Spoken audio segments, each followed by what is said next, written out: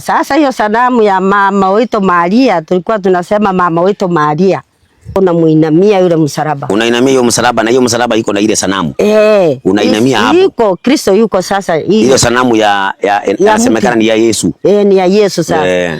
Unainamia pale unasema yako taabu yako hata wengine wanaramba ile mti.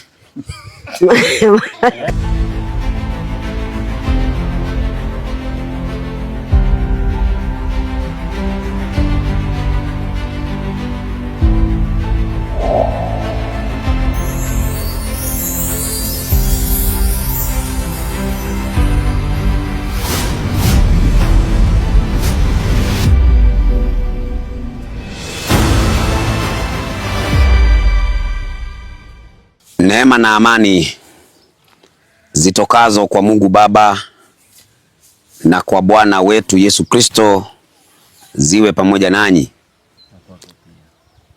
Na taka niwahusishe katika ushuhuda wa familia hii ambayo iko hapa mbele yetu. Na kabla sijawapa nafasi ya kujitambulisha majina yao, kuna jambo ambalo nataka niweze kulisema ili uweze kuelewa ni nini kimesababisha tuweze kuona ni vizuri waweze kutoa ushuhuda. Katika eneo la mahubiri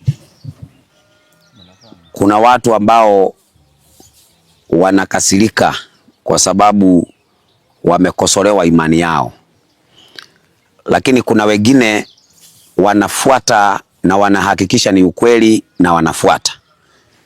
Kwa hivyo ushuhuda huu kwanza wa hii familia iko sehemu fulani huku Kuria, mahali kunaitwa Kihanja huku juu mlimani. Familia hii iko na ushuhuda wa kipekee ambao unatia moyo watumishi. Ndio maana nikaona ni vizuri tuweze kuleta ushuhuda huu kwenu. Hii ni familia, huyu ni mama na hawa ni vijana wake. Sasa ningetaka mama kwanza ajitambulishe jina lake, alafu awatambulishe vijana wake. Kutoka hapo nitawauliza maswali, nitawahoji kulingana na historia yao ya imani na walifikaje kuwa wana matengenezo wa Sabato. Mama, habari yako? Nzuri. Mimi naitwa Dasha, mimi ni mtumishi wa Mungu. Wewe unaitwa nani? Naitwa Torika Japoli. Asante sana. Hawa ni vijana wako? Ni vijana wangu. Hawa ni vijana wako. Huyu ambaye yako karibu na wewe ni kijana wako namba ngapi? Ndio kitinda mimba. Ndio kitinda mimba. Kwa hivyo huyu ndio mdogo. Huyu ndio mdogo. Haya, alafu hapa tuko na mwingine, huyu naye ni wa huyu ni wa katikati. Huyu ni wa katikati. Kuna wengine. Kwa hivyo uko na vijana wengine? Wako wanachanganya. Asante. Sasa kuna jambo ambalo tunataka kulijua kutoka kwako. Wewe watoto hawa ulipobarikiwa na Mungu kawa na familia kama hii, historia yako ya imani ulianzia wapi? Mimi nilipobarikiwa na Mungu na hawa watoto niliwasaa nikiwa kanisa ya Katoliki. Na niliwapeleka ndani nikawabatisha huko. Wote walibatishwa Katoliki. Tuliendelea, kwanza mimi nilibatishwa mwaka wa 68. Nikuwa msichana kadogo tu. Ndio nilibatishwa.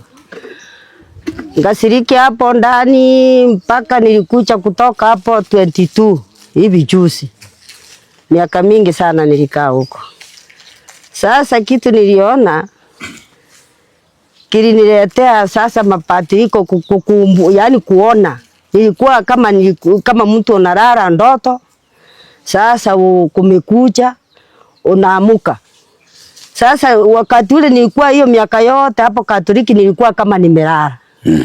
Sasa ikawa ikacha sasa kumekuja. Nikaamuka. Nikapambazuka sasa nikapambazuka nikaona.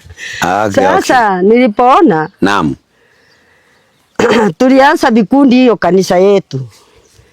Vikundi ni vingi viko ndani. Sasa tunatembea nje, tunaona kila kitu tunaona. Tulienda sehemu nyingine moja. kuapishwa hiyo kikundi cha kwanza. Tukafika huko tukashughulikiwa, tukaapishwa, hata tukaambiwa leta pesa ya kununua vitambaa tufungiwe kwa kichwa. Ngatumana hapa nyumbani nilikuwa sina. Huyu mchana wangu mkubwa akanitumia pesa, kaenda nikanunua, kafungiwa, na furahia, naenda kwa Mungu. Maana natafuta Mungu, natembea kabisa. Sehemu ndefu sana.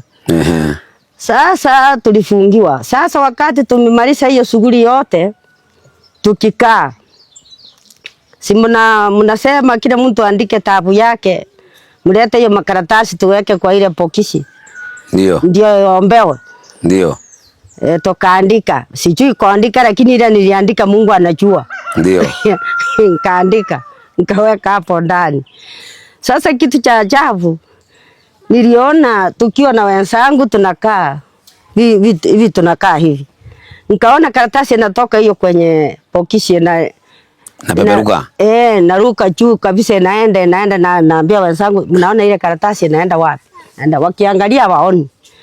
Sasa nashangaa ile karatasi ni amuoni, si ndio ile? Ikafika huko juu karibu na ukuta, tena ikaruti ikaingia ndani. Sasa nikawa na mshtuko hapo. Sasa hii ni nini? Nimeona ni ndoto ama? Sasa nikaanza kupangusa macho kabisa, ni nini sasa? Hii ikawa ya kwanza. Ndio. Tukaruti mpaka hapa kanisani. Tukaruti sasa kwetu, maana tulienda mbali, tukaruti. Sasa hiyo kitu kikawa kwa kichwa. Tukaendelea tena kikundi kingine. Tukaenda tena Subukia. Inaitwa naye, hiyo ya kwanza iliitwa Moyo Mtakatifu wa Yesu. Sisi kama hapa duniani kuna mtu ana moyo kama ule wa Yesu. Lakini hiyo kikundi kinaitwa Moyo Mtakatifu wa Yesu. Ndio.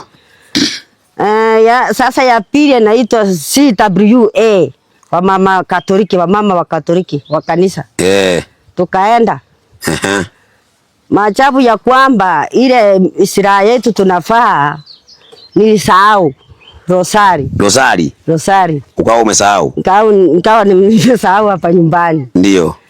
Sasa kutembea hapa kutoka nyumbani hapa mpaka huko Kianja, tunapanda gari, ndio sasa tunamaliza kila kitu, sasa tunapanda gari. Tumeomba. Sasa kila mtu akaambiwa sika Rosari, tupeleke Rosari tukienda. Kuangalia sina Rosari. Ndio. Sikushughulika nayo na hizo Rosari chinacha hapo. Ninginunua niwe naye. Patri apariki hapo moja kwa moja nienda nayo, lakini sikuwa na hiyo kumbukumbu. Nilienda tu. Kaenda. Tukafika hapo Subukia. Ndio. Sasa Subukia niliona maajabu. Tukaingia ndani, tukaomba, ndio tukatoka sasa tuende mlima. Ndio. Mahali Bikira Maria sijui alipandia pinguni. Sijui ni nini. Bikira Maria alipandia binguni hapo Subukia. Hapo Subukia. Wanasema hapa ndio mama wetu aliendea pinguni. Ndio. Tukaanza sasa kutembea.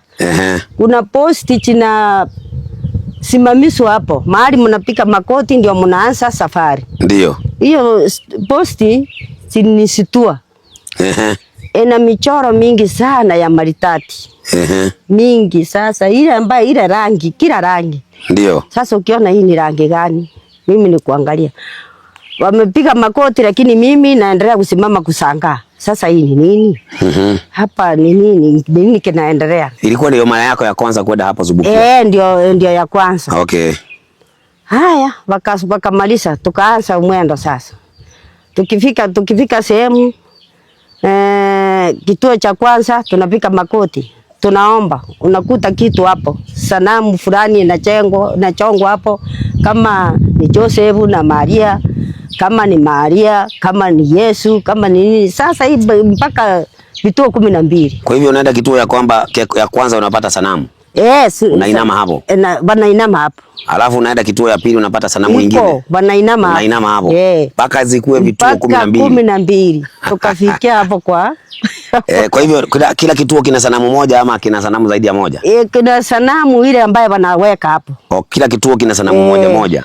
Moja. Haya, sasa ukaanza safari ya kwenda kuinama. Tukaenda sasa.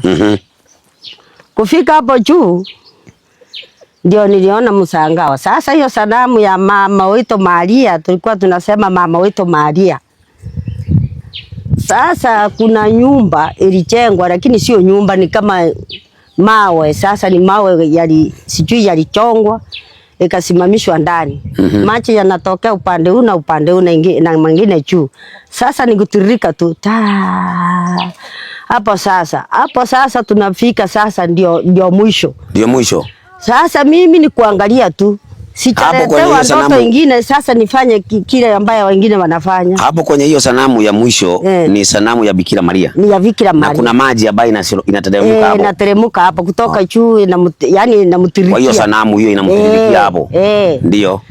Sasa ndio sasa naona kila mtu anafika hapo anapika makoti, hata pesa wanarusa hapo kwenye maji.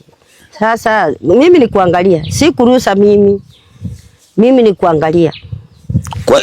Kwa nini wewe unaonekana kama una mashaka katika hiyo safari? Nilisituka. Sijui ni nini. Kwa hivyo ulipofika hapo kama mtu yale mambo uliona huko yatarajia kuwe hapo.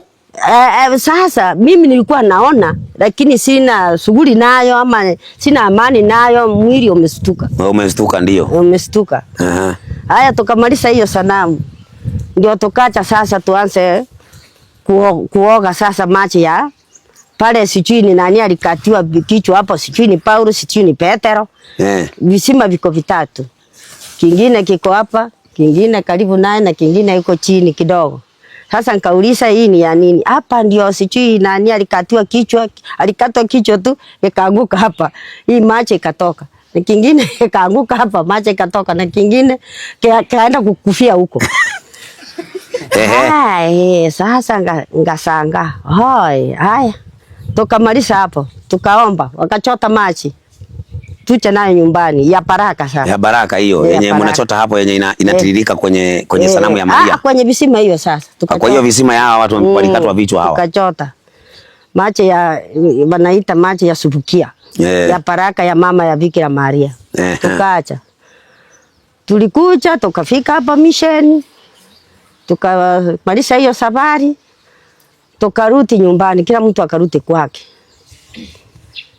Tangu siku hiyo ndio sasa umendeno, yani amani yangu ilirudi nyuma.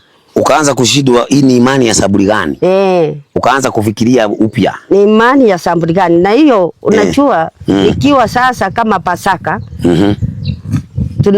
tunatembea njiani siku ya Pasaka, si tunabeba msalaba? Ndio. Ile msalaba mkibeba mkimalisha, mkienda mnaanza saa 3, mnamaliza saa 9, mnaenda mpaka kanisani. Ukiomba ndio mnaanza kuabudu msalaba. Msalaba ndio huo. Unaamuka kutoka hapa, una heshima yako ya kutosha. Unaenda mpaka huko na muinamia yule msalaba. Unainamia hiyo msalaba, na hiyo msalaba iko na ile sanamu. Unainamia hapo. Yuko Kristo yuko sasa. Hiyo sanamu inasemekana ni ya Yesu. Ni ya Yesu sasa. Unainamia pale, unasema yako taabu yako, hata wengine wanaramba ile mti. Wanairamba. Ndio. Wanairamba hiyo, maana wanaamini ya kwamba iko na baraka. Ni Yesu awasaidia watoe mali wanasumbuka. Sasa hiyo utumishi ndio ilinisitua. Sasa imani yangu ikarudi nyuma, na nimekaa hapo miaka mingi. Kama miaka ngapi? 68. 68 ndio nilibatishwa. Ulibatizwa hapo, na tena ulibatizwa na maji kidogo ile ya kunyunyizia. Kidogo hapa kidogo. Okay. Lakini nikawa na imani ya kutosha. Ukawa una imani na hiyo kanisa ya Katoliki. Kabisa, kanisa vizuri sana. Na ukafuata taratibu zote. Sote. Chochote ambacho kinafundishwa huko ukafuata chote. Kitu ambaye wanasema unakata kila mwaka pesa ya saka. Ulikuwa unafanya. Sikupaki na teni yao. Mimi nilikuwa kila mwaka natoa. Kila mwaka nakata. Kila mwaka maana natafuta Yesu. Unatafuta Yesu. Ulikuwa mwaminifu katika huduma hiyo. Kwa sababu wewe unatafuta Yesu. Natafuta Yesu. Kwa hivyo utaratibu ambao uliwekwa na hiyo kanisa ulifuata. Nilikuwa natumikia. Ndio. Sasa acha kunichekelea.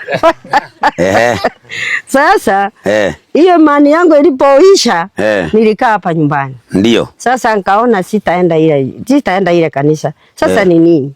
Ukaanza kuona kuna mashaka. Ama tunaenda Jehanamu. Ngakaa, wakanifuata. Mungu akanitumia sijui ndoto fulani, yani ijibu ya kuwarudishia. Ndio. Wakaacha mpaka hapa nyumbani. Kaniuliza, "Mbona uchi kanisani nini na nini?" Kamkaribisha huyu mchungaji.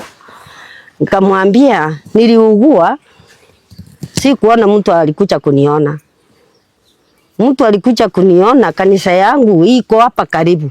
Sasa hiyo ni ndoto. Hiyo ni namwambia sasa tunaangaliana. Kwa huyo mtu mwenye alikuja. Kanisa iko hapa karibu ya SDA, ndio wananiona wananishughulikia. Naona hii kanisa iko karibu patara ya kunisumbua, yani kuchisumbua mpaka Kianja, nitaenda hii kanisa. Hii kanisa ndio iko karibu. Akaniambia hapana, acha kutafuta kutuba amani yako, si mambo mengi. Amwambia Mungu ndiye ataamua. Sasa nikamkaribisha hapo, nikampatia hata pesa shilingi 100 ya mafuta, ruti uweke pikipiki. Akaenda. Sasa alipoenda, mwingine akacha na baskeli, na yeye ana pikipiki. Sasa na yeye nikamwambia bila niliambia yule. Sasa wakasema kikundi yako itakuja hapa, kila kikundi waambie ni nini, mbona ufike kanisani. Nikawaambia wasija wakasukulika bure. Wakati nilienda kanisani hakuna mtu alinipeleka, nilienda mwenyewe. Ndio. Nikatafuta Mungu mwenyewe. Ndio. Na kama nikiacha Mungu nitamwacha mwenyewe. Hakuna mtu atanipeleka huko. Ndio. Sasa imani yangu iliishia hapo, hata watoto wangu wakanichukia, maana nilipeleka huko wakabatizwa. Wakabatizwa huko. Huyu ndio mmoja nilikuwa tu yake huyu. Huyu. Huyu alikuwa amezama kwa hiyo kanisa ya Katoliki kabisa. Huyu alikuwa ndani. Huyu vita huyu. Huyu yeye alibatizwa huko lakini hakufuatilia sana. Maisha yake mengi hakufuatilia Katoliki. Okay. Lakini wengine hao wote wakafuata Katoliki. Kuna wasichana wako kwao tulishikilia hiyo Katoliki. Sasa wewe ukafika mahali ukaacha kwenda Katoliki, ukaanza kwenda kanisa SDA ambayo ilikuwa karibu. Nikaacha. Sasa pato sijaenda hiyo kanisa, watoto wakaanza kunichukia. Sasa mbona nikamwambia mimi nimetoka hiyo kanisa, roho yangu imekataa, sitaki hiyo kanisa tena. Tatafuta kanisa ingine nitaenda. Huyu akasema kanisa gani nzuri kama Katoliki huyu? Katoliki ndio kanisa. Mbona unaacha hiyo kanisa? Kuna mwingine Mombasa tena mahali mzee huko. Nikaenda huko. Yeye sasa ndio kabisa akasema wewe ni kama umeharibika. Hakuna kanisa duniani kama Katoliki. Yeye alikuwa kama amejifanya kama yeye nini? Ni vandele. Anapundisha. Sasa mimi naambia Mungu wewe ndio unajua mahali utanipeleka. Kuna msichana hapa, yeye ndio kabisa. Nikaona wananisumbua, nikawaambia kila mtu anabeba msalaba wake. Nikifa leo hatutasikwa na mtu. Kila mtu atasikwa. Wewe ukawa na msimamo wako ukawaambia mimi siwalazimishi mtoke Katoliki. Lakini maamuzi yako mkubaliane imani yao. Kawaambia kila mtu asikilie imani yake. Haya, sasa siku chache tu sitatoka hapo Mombasa kurudi nyumbani. Nikakuta huyu amenipigia simu. Akanipigia simu. Mama naona hii Katoliki tutaiacha. Tutaiacha, tutafuta kanisa ingine pale kwetu kwa Filipo tuone ni kanisa gani tutashukuru. Kasema amina. Haya nikajua huyu ametoka hapo sasa. Nilipofika Mombasa nikaenda hiyo kanisa ya SDA. Kutoka hapa nilianza kuenda maana nilibatishwa. Ndio, ulibatizwa hapo kwa nilienda nikapelekwa kwa maji. Ndio. Ukabatizwa na maji mengi. Nikabatizwa na maji mengi. Ndio. Nilikuwa naenda hapa sasa kanisa. Na siku hiyo nilibatizwa ilikuwa kama ni harusi. Kila mtu alishangaa. Huyu mama ametoka Katoliki kweli. Wengi walinifuata nyuma wakiangalia. Kuna wengine walininunulia hata vitambaa vya kujifunga. Ya kujifunga. Ndio. Yaani msangao fulani ukawa. Kuna mama mwingine alilia kutoka nyuma, mama unaenda wapi, unapotea. Mimi sisikii, namwambia ruti. Sasa unataka tuende na wewe mahali naenda? Ule wa Katoliki ule. Ametoka kwa Katoliki na kufuata. Sasa mahali naenda unataka tuende na wewe? Si uruti. Mimi naenda mahali najua. Na wewe naenda mahali unajua. Sasa ikafikia hapo mtumishi. Naam. Katoliki ndiye ilinishinda kwa sababu hiyo. Hakuna mtu aliniambia toka. Ulienda tu ukaona mashaka tu. Mashaka tu na ikafikia. Kutoka nyuma nilikuwa siyaoni. Huko mbeleni ulikuwa huyaoni. Lakini kafika mahali ukaona kweli kulingana hizi ibada vile zinazoendelea. Kweli zina mashaka. Sasa haiwezekani kuwa Mungu ana ibada kama hizi. Sasa ngatoka hapo mwenyewe, hakuna mtu alinilazimisha, ni mwenyewe. Sasa tumeona ya kwamba umetoka na ukafika kanisa la SDA. Na sasa hivi imani yako ni gani kwa sasa? Sasa imani yangu niko na Kristo. Uko na Kristo. Na hiyo kanisa nilienda nayo nikwambie tena na hiyo. Naye naanza kuniuti. Hiyo SDA nayo tena vile umefika huko nayo hiyo mambo yote nilikuwa naona pale yako hapa. Ya tena yakakuja ukayaona tena na yaona hapo. Ndio. Naambiwa sasa kuna vitabu wanasoma hapo. Sijui inaitwa lesoni. Lesoni. Sasa kufungua kuona naona kasaraba kako. Sasa hii msalaba si ile ndio nilikuwa tunaramba pale Katoliki. Sasa tena imefuata nini hapa? Hii msalaba. Sasa ni kweli kanishinda. Mambo mengine unaona siku ya Jumamosi patara muende kupumzika kanisani. Msikilize mambo ya Mungu, neno la Mungu, mpumzike, mfurahie nayo siku iishe. Sasa ni kuambiwa hala hiyo nini wakimaliza hiyo lesoni michango. Unapango sasa michango iko hivi utasikia kitu unaenda kanisani. Yaani wewe umeenda kanisa ukasikie mahubiri. Nisikie mahubiri. Kwanza kitu ya kwanza unakapata kuna kamsalaba. Sijui kama ulikuwa kama ulijua hiyo kamsalaba kama kameinama. Alafu sasa tena unapata kabadala kuhubiriwe ni michango. Ni michango. Kutoka asubuhi. Yani mahubiri ni lesson tu banamaliza, wanaanza hiyo michango. Ndio wanarudia huduma. Sasa hiyo yani moyo wangu unanisumbua.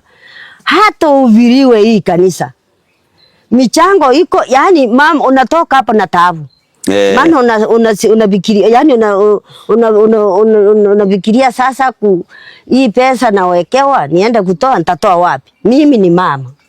Sasa nitaenda kutoa pesa hii wanasema kila mtu atoe hivi nitatoa wapi nilete? Ndio. Nilikuja kutafuta neno la Mungu ama nilikuja kuchanga kanisani? Tena naye ameniuti nataka nikae. Sitaki kuenda huko ndani tena. Nikae Mungu acha kuchagua mwenyewe. Ndio hiyo. Ukaamua kusema sasa wacha nikae kwa nyumba.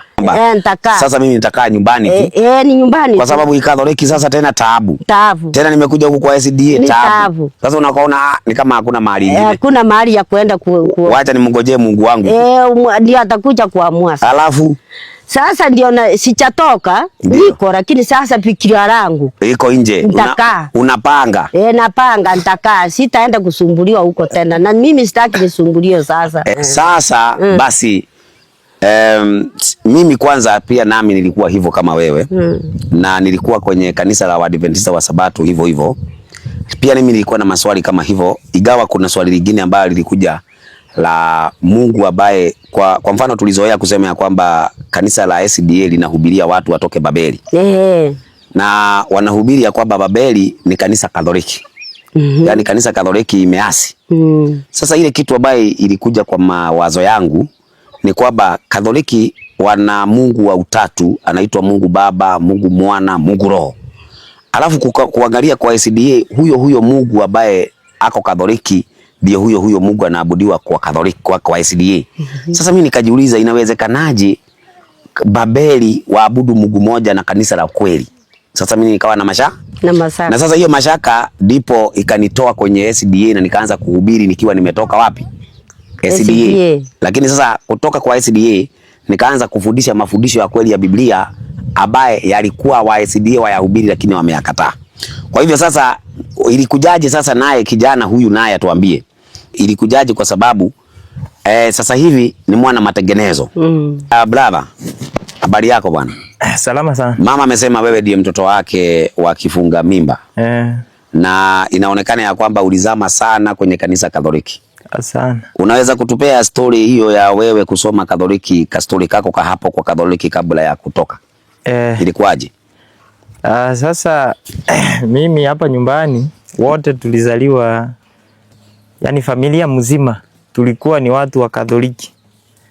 Alafu pia na hata nyanya yangu, mama ya mama sasa. Ndio. Amekuwa Katoliki. Yani kutoka ni familia tu. Kizazi hadi kizazi. Ni wa Katoliki. Kabisa. Ndio. Sasa mimi nilibatizwa Katoliki. Na ubatizo ile ya kunyunyizia maji. Ya kunyunyizia maji. Inaitwa kipaimara ama namna gani?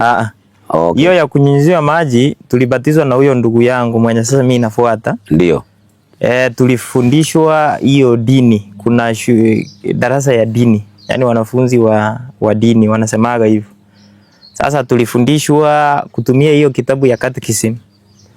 Kwa hivyo baada ya kufundishwa tukafanya mtihani. Ndio. Kwa hiyo mtihani tulifanya, nakumbuka nilipata 78%. Out of 100. Na ndugu yangu akapata 88%. Ndio. Kwa hivyo alinikanyaga. Kwa hivyo sasa ikafika wakati tukabatizwa sasa. Yani kubatizwa nilikuwa nasikia raha, ni kama yani nilikuwa naona mimi ni kama nimeokolewa. Nakumbuka hata nikinyunyiziwa maji niliangalia juu kama ile kiwiliwili njiwa inaweza shuka. Nakumbuka kabisa. Sasa baada ya kubatizwa tukashikilia kanisa kabisa. Ndio. Nikakuwa kama altar boy, wale vijana wenye wanakuaga huko na father wakimsaidia kazi. Sasa nikakuwa kama altar boy, alafu nikapenda sana hiyo dini sana. Wakati nilijiunga na form 1, ukienda form 1 unaulizwa unataka ukue nini? Mimi niliwaambia nataka nikue father. Kwa sababu wewe unakaa hapo na father wewe. Ndio unamsaidia. Mimi nilikuwa nataka nikue kama father. Ndio. Alafu na huyu ndugu yangu mkubwa yeye alikuwa anasema yeye anataka akuwe askofu. Na haikuwa mchezo kabisa. Sasa wakaniambia father unamaanisha nini? Wakaniambia priest, nikamwambia nataka nikuwe priest. Ndio. Sasa nikaingia shule. Sasa hata hapo shule wakati misa ilikuwa inakuja, nilisoma shule ya secondary inaitwa Nyamotambi. Ni shule ya Katoliki tena. Inaitwa St. Peter's Nyamotambi. Kwa hivyo misa ilikuwa inakuja. Sasa misa ikikuja mimi bado ndio nashughulikia father. Tulikuwa karibu. Ndio. Sasa tulikuwa hata marafiki. Ndio. Sasa ikafika mahali unaingia tena kwa mafundisho kidogo, miezi kidogo hivi, alafu sasa askofu akija ndio sasa mnapewa kipaimara. Maana father hawezi kupea kipaimara. Hiyo kipaimara ni askofu anapeana, mwenye sasa anasimamiaga jimbo. Ndio unapakwa mafuta. Sasa hiyo kofi unapigwa hivi, ni nguvu sasa za Roho Mtakatifu ufanye kazi. Inakuaga hivyo. Sasa wakati tulipewa kipaimara, si tukaanza sasa kazi. Mpaka ndugu yangu akaanza kujifunza hata kuongea kama father. Ndio. Alikuwa mpaka tukienda kanisa siku moja anachukua maji ananyunyizia watu hivi. Yaani ni kitu ilikuwa kwa damu. Mkaanza kuact tu. Kuact tu. Ni kitu ilikuwa kwa damu. Tulipenda sana Katoliki. Sasa ikakuja ikafika mahali wakati sasa nataka kujiunga, nimejiunga na chuo kikuu. Ndio. Nikapigiwa simu na dada yangu sasa mkubwa. Akasema unajua mama amekorogwa, ametoka kanisa. Ndio. Nikasema ametoka kanisa. Nikampigia simu. Nikamwambia ulisomewa kifungu gani? Nilikuwa na hasira kweli. Yaani kama kuna mtu alikuwa anachemuka ni mimi. Nikamuuliza ni kifungu gani hiyo ulisomewa ukatoka? Akaniambia mimi sikusomewa na mtu, mimi sikufundishwa lakini nilitoka. Yaani sasa hakunipea nafasi ya kuongea. Yaani ile mtu anakusukumia tu. Anakuambia mimi sijafundishwa, nimeamua kwa moyo wangu tu nimetoka. Ndio. Nasema huyu mtu nitamsaidiaje kwa sababu ametoka na hata aniambii ni nini na hataki mjadala. Hataki mjadala. Sasa nikaumia nikakuja nyumbani. Sasa mimi kwa mawazo yangu nikasema huyu ndiye amemkoroga. Maana huyu alikuwa jazama sana. Na yeye alikuwa ametembea atapeana historia yake. Alikuwa Muadventist. Sasa nikasema huyu ndiye amemkoroga. Huyu ndiye amemharibu. Sasa nikakuja tukaongea kidogo. Nikaanza tu maneno ya dini. Sasa kidogo tukajaribu kuongea na yeye. Sikuona kama anashawishika. Sasa ndio siku moja akaniwekea mahubiri. Wewe ukihubiri kuna video fulani hapo.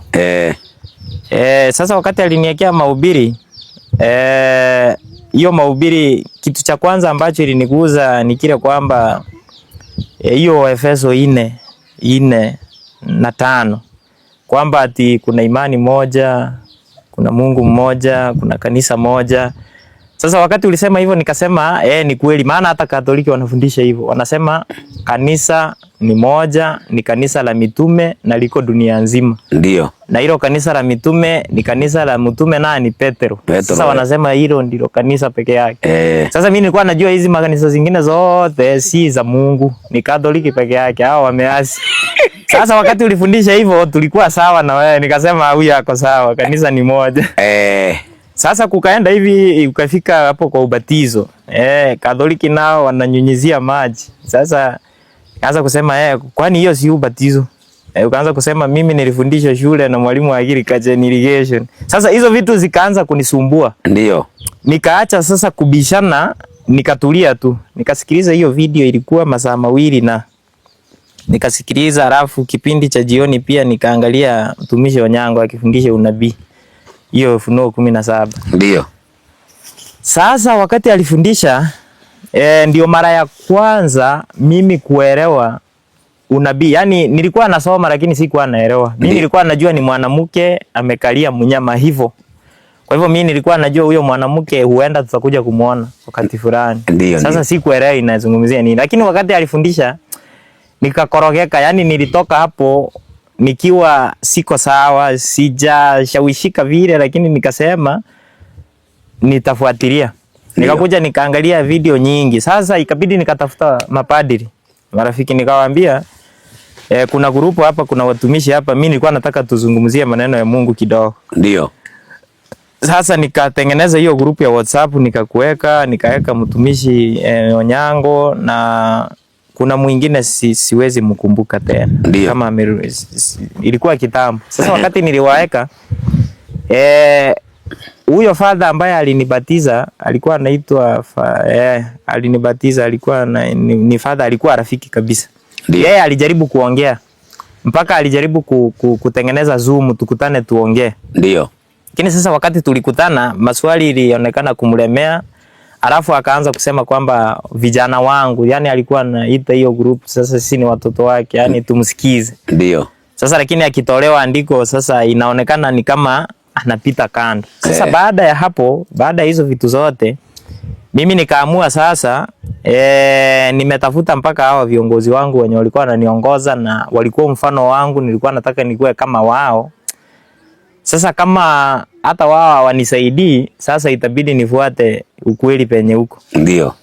Sasa kutoka hapo ndio nikaanza kutafuta watu wa kusanyika nao nikiwa Kisii kipindi hicho. Ndio. Sasa nikajaribu kupigia watumishi, nikapigia mtumishi Onyango nikamwambia mimi nimepata ukweli na nataka nibatizwe. Akaniambia niende Nakuru. Sasa kuniambia niende Nakuru, na hiyo wakati comrade pesa mateso ni mingi, sina hiyo pesa. Ndio. Sasa nikakaa nikasema wacha nitaenda SDA.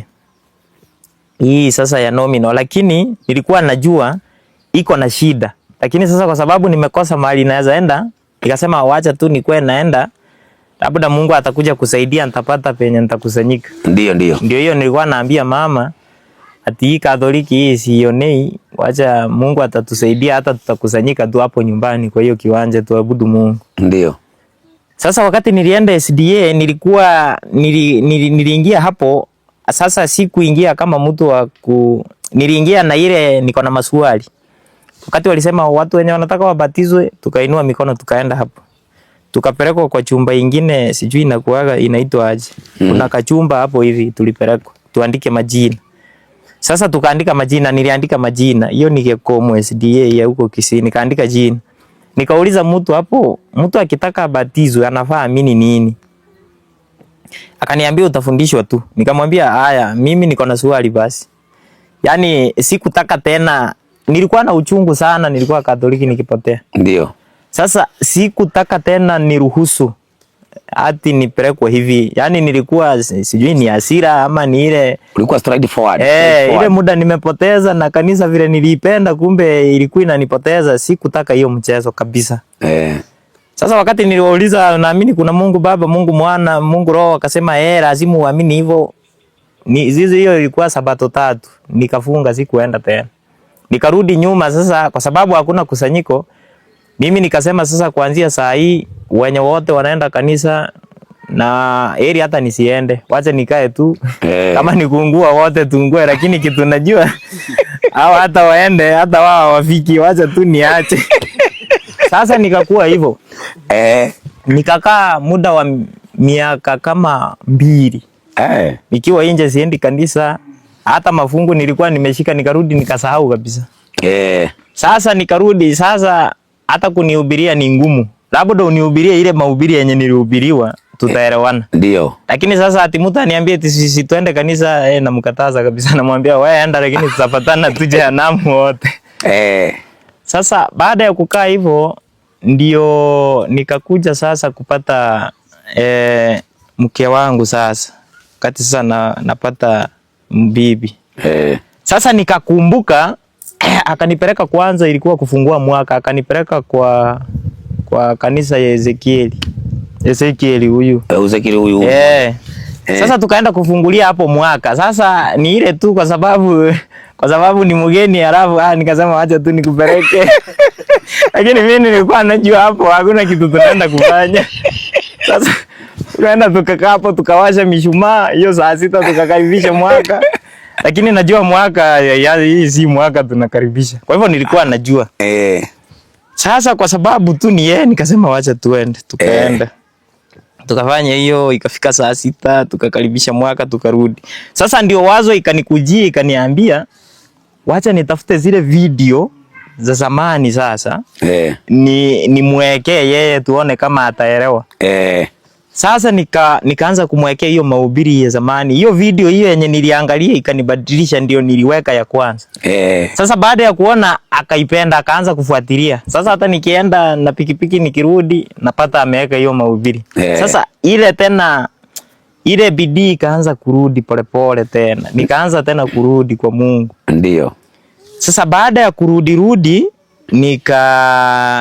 yeye akaniuliza na siulize Dasha kama kuna kanisa Kisii. Ndio. Sasa hiyo ni kitu yenyewe. Kwa hiyo miaka yote hiyo wazo haikuwa ikuja kwa akili eti niulize kama kuna kanisa. Swali lilikuwa inakuja ni naweza batizwaje. Sasa wakati aliniuliza hivyo nikasema na kweli.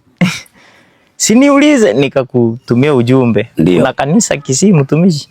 Ukanipea namba sasa ya deacon wa Kisii. Ndio. Sasa kunipea namba kuanzia hapo ndio sasa nilijiunga na kanisa na mpaka saa hii.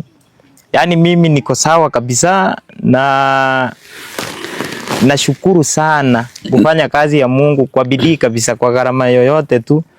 Bora kwamba watu wengi ambao walikuwa kama mimi wapate tu kusaidia. Kwa hivyo sasa hivi sehemu ambayo sasa wewe unakusanyika ni wakati nilikutumia ile namba.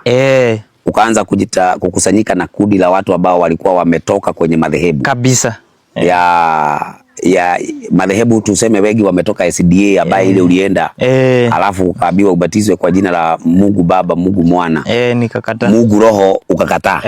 Sasa hivi wewe mahali huko unaridhika ama kuna wasiwasi?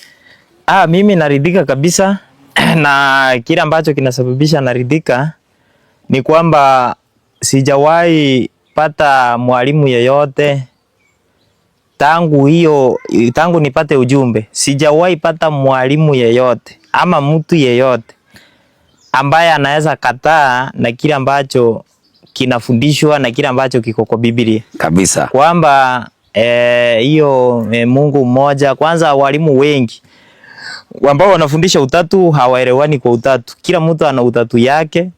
Na yule mwenye anaifundisha hana hoja za kuisaidia isimame. Ndio. Sasa kutoka hapo mimi niko sawa kabisa na kile ambacho kinaniweka huru ni ukweli kwamba hakuna mahali popote penye naweza enda nikajificha kukiri kile ambacho naamini. Maana kile ambacho naamini kiko kwa maandiko na Yani mimi niko huru. Yani uko uhuru, yani ya kwamba uko tayari kuhojiwa chochote. Yani popote na uko pale. tayari kujibu kile naamini ni cha kweli. Na mke wako vipi, ulimweuzaji kutoka kwa Ezekieli akakuja ni ile video? Sasa huyu ni hiyo video sasa. Mimi naweza sema ni hiyo video peke yake. Maana ameanza kufuatilia hizo video. Na wakati ameuliza ya kwamba kama uliza Dasha kama kuna kanisa Kisii. Wakati ulipata kanisa mkaanza kwenda na yeye. Hiyo siku ya kwanza tulienda na yeye na mpaka leo. Na wewe ndio uanze umesema hiyo uanze kuangalia hizo video. Wazo la kuangalia video lilitoka wapi? Baada ya kuangalia hiyo video ya kwanza. Video ilikuwa wazo la kwenda kuangalia hiyo video. Ilitoka wapi? Kwa ndugu yangu huyu. Aya, mpe mic. Ndiye aliniwekea. Vipi habari yako brother? Salama sana. Wewe ni mdogo wa huyo mwenye ameongea? Huyo ni mdogo wangu. Sasa inaonekana ya kwamba wewe ujumbe ndio umefikishia yeye. Na familia yenu imekuwa ya Katoliki tangu jadi. Kabisa. Ilikujaje wewe ukahepa kutoka Katoliki na ukaanza kukataana na Ukatoliki? Mimi nitasema historia yangu inaweza kuwa tofauti kidogo. Ndio. Kwa sababu ukweli ni kwamba familia wamekuwa Katoliki, mimi nitasema hivyo, siwezi nikajiweka ndani. Maana nilipelekwa nikiwa mdogo, lakini nilipoanza sasa kutumia mawazo yangu, akili zako, sikuenda. Sasa familia wamekuwa Katoliki wote kwa ujumla. Penye mama ametoka, vile ndugu yangu amesema, na penye ameoleka ni wa Katoliki. Ndio. Lakini sasa walipokuwa akienda, baba hakuwa anaenda kanisani. Ndio. Sasa alipokuwa anabaki nyumbani, tunabaki na yeye. Sasa ni shughuli tu kidogo kidogo hapo nyumbani, wakitoka kanisani penye wameenda, tunaendelea tunahesabu siku. Lakini nilipomaliza shule kidato cha 4, ni kweli kwamba nilienda sasa kanisa la Kijumapili. Hilo kanisa lilikuwa linaitwa ni kanisa la AIC. Nikaenda kama nusu mwaka hivi. Lakini pia vile mama alisema alipokuwa anaenda Katoliki, sikuwa natulia pale, maana kuna wazo lilikuja ambalo siwezi nikajua litoka wapi. Nikapenda kusoma kitabu cha Ufunuo na Danieli. Na nilikuwa nasoma, mimi naichukua tu vile ilivyoandikwa, kama vile ndugu yangu alivyosema. Sasa nikawa naandika tu nikisoma, kama kuna sanamu ilionekana na orodhesha vile sanamu hiyo ilivyokuwa.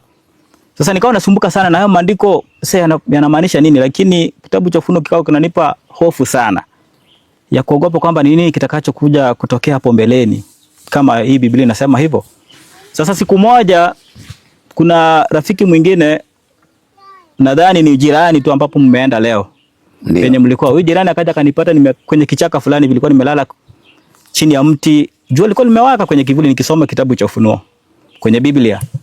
Akaniambia, maandiko hayo unayoyasoma, najua kanisani penye unaenda hamwezi mkafundishwa maandiko haya. Hata usome najua huelewi. Nikamwambia kweli sielewi, naweza fanyaje nielewe? Akaniambia kuna kitabu yenye naweza nikakupatia chenye kinaweza kukusaidia ukaelewa kitabu cha Ufunuo na Danieli. Ndio. Nikamwambia utakuwa umenisaidia sana ndugu. Sasa nikamuuliza nitaipata lini? Kaniambia acha niende niulizie rafiki yangu ako nayo, nitakuja nikuambie. Sasa mimi nikawa namfuatilia, maana yeye aliniambia alafu akao kana kwamba amesahau. Nikawa namfuatilia maana nilikuwa na huyo moyo. Siku moja akaja, nilikuwa nafanya kibarua kwenye shule nyingine hapo Keancha. Nilikuwa nafundisha. Akaja na sana ule rafiki yake. Rafiki yake wakaja wakaniita, nilikuwa darasani, wakaniita nikatoka. Tukaongea na wao, wakaniambia wewe ndio ulikuwa unataka kitabu Sasa kama unataka hicho kitabu, kwenu ni wapi? Nikamwambia kwetu ni sehemu za Kibobono. Akaniambia mimi ni elder pale Kibobono. Unajua penye kanisa la ACDL liko? Nikamwambia ndio najua. Basi Jumamosi kuja pale nitakupa kitabu. Na mimi sikufanya nyingine. Jumamosi ilipofika nilienda kufuata kitabu, na wazo langu lilikuwa kwamba nienda nipatie kitabu na nifanye nini? Nirudi nyumbani nije kusoma. Sikuenda, maana kwa mawazo yangu sikuwa naamini kwamba watu wanafaa kufanya ibada siku ya Jumamosi. Nilikuwa najua kwamba siku ya ibada ni siku ya Jumapili. Sasa nilipofika pale hakunipa kitabu, na alikuwa pale mbele na lesoni. Alikuwa anafundisha. Sasa akanionyesha tu kwa ishara nikae kwanza nimsubiri. Sasa nilipokaa, ajabu ni kwamba nilipata wanajifunza lesoni ya Ufunuo. Sasa ujue kiu niliyokuwa nacho na kuwapata wanajifundisha kitabu kile ambacho kimekuwa kinanisumbua, nilipenda sana yale mafundisho waliokuwa wanafundisha pale. Nikakaa mpaka lesoni kaisha, Wakaenda kwenye matangazo yao wakamaliza, wakafanya huduma wakamaliza, tukaenda lunch pale. Sasa nikamwambia unaweza nisaidia kile kitabu? Ndio sasa akanikabidhi vile vitabu, akanipa vitabu viwili. Chenye kilikuwa kinazungumzia ufunuo na kimoja kilikuwa kinazungumzia kuhusu sheria ya Jumapili. Akanipa. Sasa nikawa navisoma. Sabato iliyofuata kwa ufupi nikajiunga na kanisa la ACDA hivyo. Hivyo ndivyo nilijiunga. Ukaipenda kwa sababu ya ile lesoni? Kwa ile lesoni. Ndio. Maana nilikuwa na hiyo hamu ya kujua ufunuo inasema nini. Ndio. Sasa nikawa naendelea pale kumaliza pale kama miaka 3 hivi, nikakutana na ndugu wengine. Wakaja wakafundisha, wakasema ya kwamba kanisa hili limetoka kwenye msingi. Kanisa hili limepotoka. Nikauliza vipi limepotoka? Na tulikuwa wengi hapo. Tulikuwa na huyo mwenye kunipeleka kanisani alikuwepo, na mama mwenye amepeana sehemu kanisa likajengwa alikuwepo. Sasa nikawauliza limepotoka aje? Lakini ninapojaribu kuulizia hao wanajaribu kunizima kwamba hao ni waasi, usifuatane nao wala usiwasikilize. Lakini mimi nikataka kujua. Nikachukua namba zao, tulipotoka pale nikawapigia, wakaniambia pesa tunaweza kukutana. Nikaenda tukaongea, nikawalika tena nyumbani. Wakaja. Tukajifunza. Sasa mimi kilichonitoa katika kanisa la Waadventista wakati huo vilikuwa ni vitu vitatu. Kitu ya kwanza ni uongozi, ambapo kanisa lilikuwa linaidhinisha mwanamke kuwa mchungaji, mzee wa kanisa tena na mchungaji. Ndio. Hiyo kitu nikaona kweli hapa wamepotoka, sivyo maandiko yanavyosema. Kitu cha pili, vijana wa kijeshi hawa. Sasa nikaona waoje na wauliza, na hiki kikundi ambacho mnasema ni cha watafuta njia hawa, kimsingi kimaandiko wanapatikana namna gani? Tunawapata wapi kwenye maandiko kwamba basi inafaa tukue na kikundi kama hichi ndani ya kanisa? Kasema kwamba wazee walikaa wakaona kwamba iko sawa na italeta watu wengi kanisani, italeta vijana kanisani. Sikuridhika. Sasa tukawa tunaendelea, lakini moyo wangu unazidi, niko na maswali mengi. Ndio. Sasa walipokuwa wanaona kwamba kuna maswali mengi, wakati wa lesoni nikijaribu kuuliza swali wananiambia kwamba hapana, ni vizuri kama ungebaki kwenye lesoni. Maana ukianza kuuliza maswali mengine unatutoa kwenye mada. Sasa hapo ikawa sasa uhuru wangu ama amani yangu ndio kupotea, inapotea. Uhuru wako wa dhamiri ukakosekana ndani ya kanisa. Ndio. Sasa ikabidi nikafanya tu maamuzi tena ya kutoka ndani ya hilo kanisa. Nikaingia sasa kwa hao ndugu ambao walikuja wakanifundisha. Tena tukasukumana na wao, na ukumbuke hapa nyumbani baada kutoka na kuingia katika kanisa la Kisabato, nyumbani pia sina amani, maana wanaona kwamba ni kitu ambacho hakijaifanyika kwenye familia. Kuna mwanafamilia ambaye anaenda katika ushirika wa siku ya Sabato. Sasa ndio mama akawa anasema kwamba unajua dada yangu alikuwa anaenda kwenye hilo kanisa, lakini hilo kanisa wanapenda waganga. Hilo kanisa wanapenda kusengenya watu, hilo si kanisa. Tena nimetoka kwenye CDA nimeenda kwenye kikundi. Sasa ikawa tena ni taabu zaidi. Lakini nikaendelea na hao ndugu kama miaka tena 2. Sasa tena tukapatana na ujumbe. Nikiwa katika hilo kikundi ndipo nilipata mafundisho ya Biblia ya Nuru ya Dunia. Ndio. Sasa kuna fundisho pale lilikuwa na fundisho kuhusu utatu. Sasa nilipolisikiliza, nikaenda kwenye kikundi nikawauliza, na sisi tunaamini aje ama mnaamini aje kuhusu Mungu wa pekee wa kweli ni nani? Mzee wa kanisa akasimama akaelezea akasema kwamba mtu asiye kudanganya, Mungu ni mmoja. Wale ambao wanasema kwamba kuna Mungu Baba, kuna Mungu Mwana, kuna Mungu Roho, hao wamepotoka. Lakini sisi tunaamini kwamba kuna Mungu mmoja ambaye ni yeye aliyefanyika mwili akaja akaishi nasi.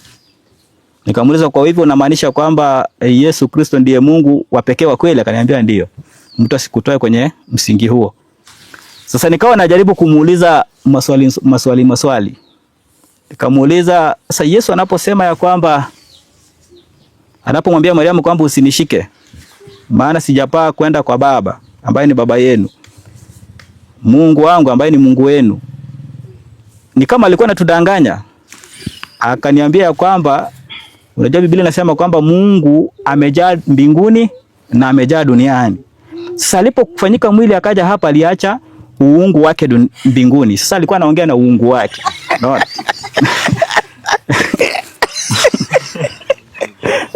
Nikamwambia sasa hiyo itawezekana aje kwamba alikuwa anaongea na uungu wake?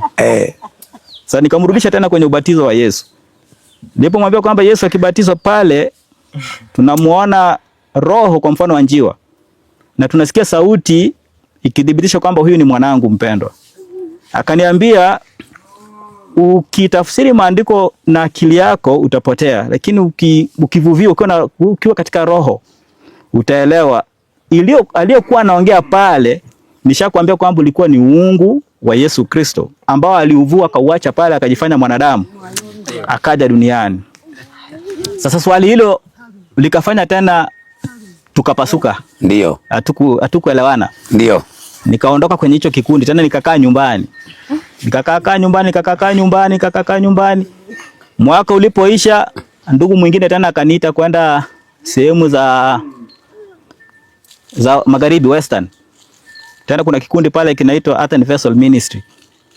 Nikaenda pale tukakaa, tukaanza tukafundisha tena pale kama mwaka mzima. Lakini tunapofika kwamba watu wanabatizwa kwa jina moja, kwa jina la Yesu. Nikauliza, mbona tunabatiza hivi? Lakini tukiangalia Yesu anapopeana agizo, anasema wabatizwa kwa jina la Baba, Mwana na Roho. Kaniambia hapana, huo ni utatu na sisi tumeondokea utatu.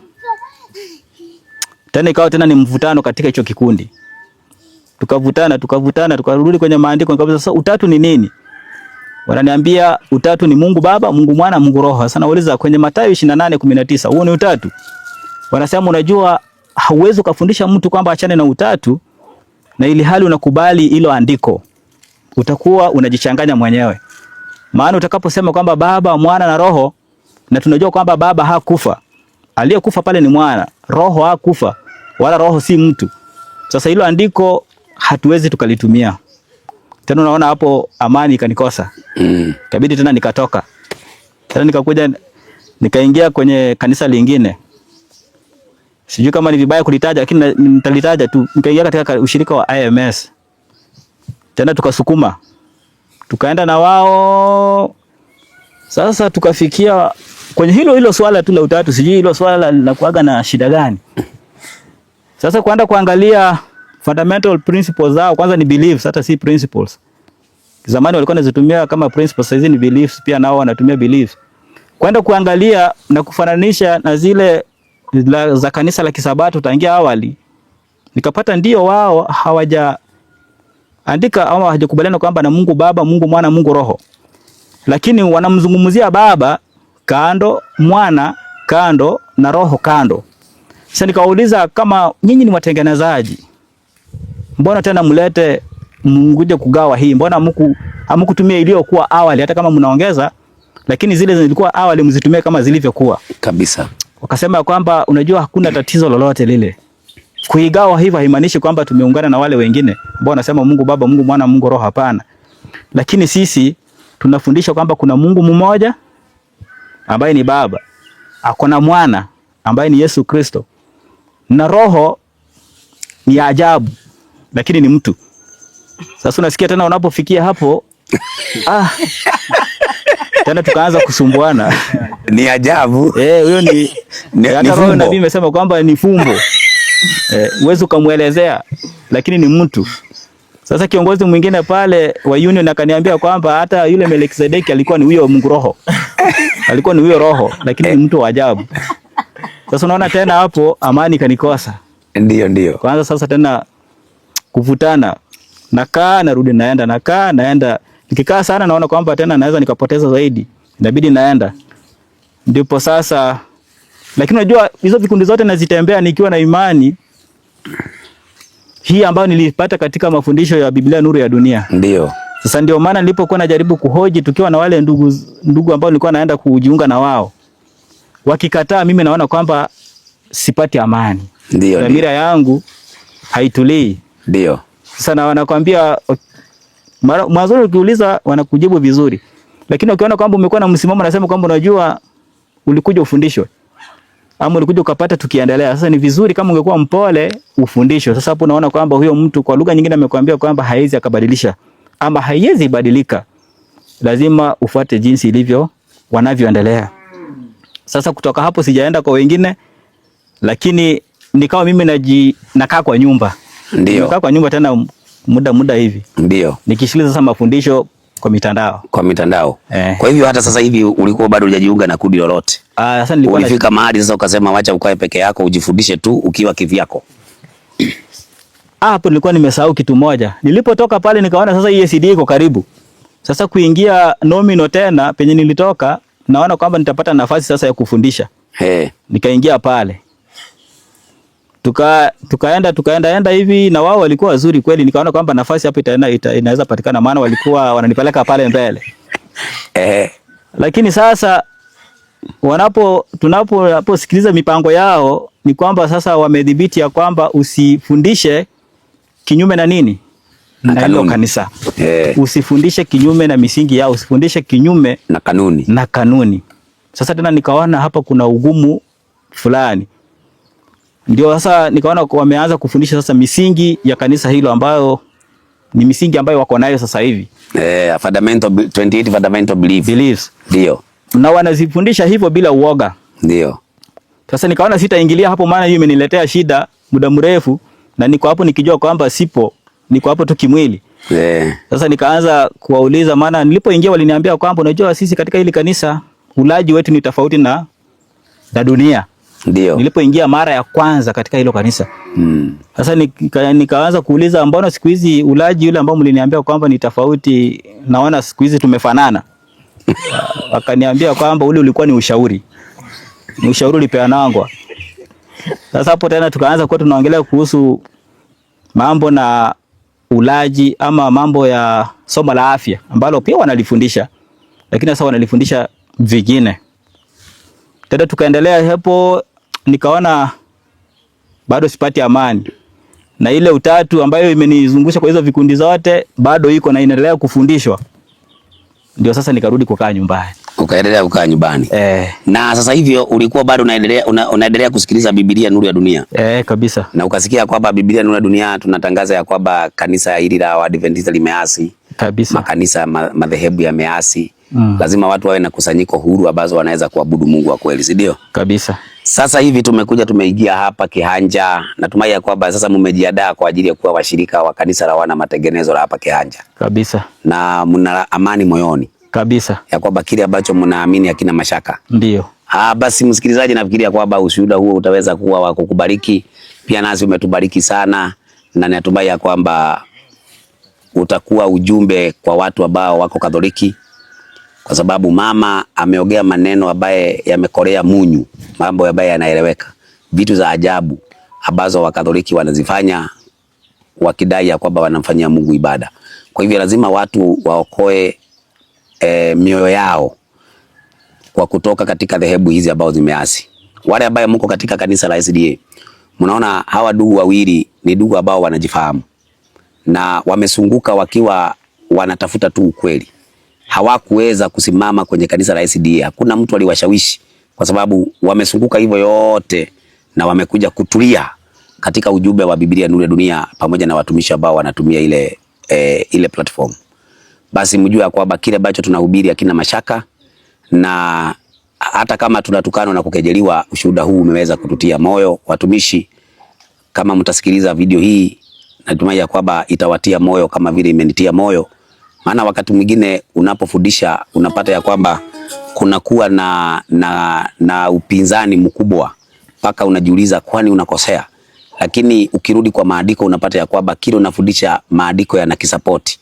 Kwa hivyo kutoka leo nataka niwape ujumbe watumishi ya kwamba tuendelee hivyo hivyo, na ukiwaangalia hawa vijana, huyu akishika microphone utashangaa. Na najua ya kwamba kupitia kwa hawa vijana, kutupitia familia hii ya huyu mama, najua ya kwamba Mungu atajivunia kanisa katika sehemu ya Kihanja. Amen. Mungu awabariki. Nikiomba niweze kuwaombea. Amen. Tutapiga magoti tuweze kuomba. Hapa naona pako pazuri kabisa. Baba wa mbinguni, Baba wa Bwana wetu Yesu Kristo, jina lako litukuzwe. Tunakushukuru Mungu wa mbinguni kwa ajili ya mipango yako ya ajabu ambaye tunaenda kuiona, namna unavyofanya kazi yako. Kabla ya kufunga historia ya dunia, utakuwa umejitayarishia kanisa lako. Na ndio maana Bwana uliweza kumuokoa mama wa boma hii Angalia jinsi ambavyo mbariki na watoto ambao wana mafikirio yanayoelewa maandiko na wanaotafuta uso wako.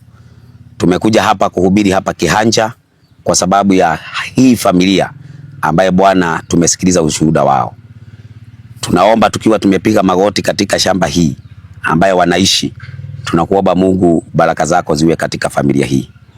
Watoto wote ambao wamezaliwa katika boma hii, asiwe hata mmoja wa kupotea. Wote Bwana uweze kuwaokoa na kuwakusanya unapoendelea kukusanya kundi lako. Zaidi ya yote mubariki huyu mama. Mubariki mama huyu pamoja na shamba hili lake, mavuno ambaye Bwana yanayotoka katika shamba hii yawe ni mavuno ya ajabu, kwa sababu utakuwa umebariki. Mifugo uweze kuibariki na pia kazi ya mikono yake. Tuunganishe pamoja kwa ajili ya kazi yako, na ni katika jina la Yesu tumeomba. Amen. Amina. Mungu awabariki sana, ushuhuda mzuri sana. Amen. Na muendelee kushikilia ukweli huo. Amen. Mpaka mwisho wa dahari. Asanteni. Mungu akubariki sana mama yangu. Asante, asante.